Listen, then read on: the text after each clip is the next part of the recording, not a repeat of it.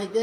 So আমিও চাই পুরো কাতারের থেকে আমার দেশি ভাইরা আসুক, আমার থেকে যতটুকু সাপোর্ট যতটুকু সার্ভিস আমার থেকে ইনশাল্লাহ পাবেন।